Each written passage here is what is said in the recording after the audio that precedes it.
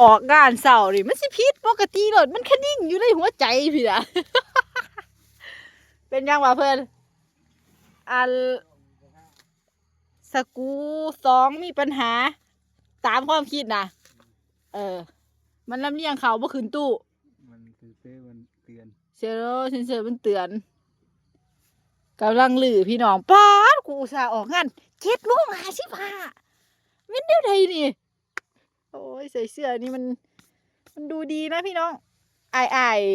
ศูนย์ว่าทางนี้ก็แวะมาหาอีกเนี่ยเด้อ อยากได้เสื้อนะนี่ อยากได้อีกนะมันใส่ดีใส่คักพี่น้องมันใส่แล้วมันขยันนะพี่น้อง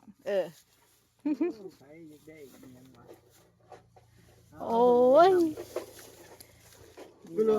ตามเคยโห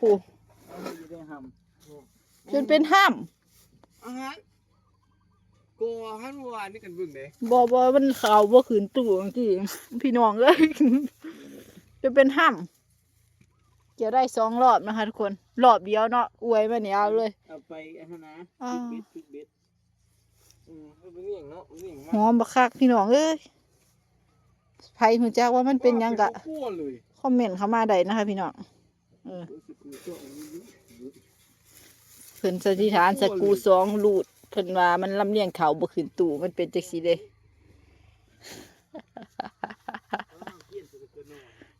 ถ้าเฮาเตียตัวนอน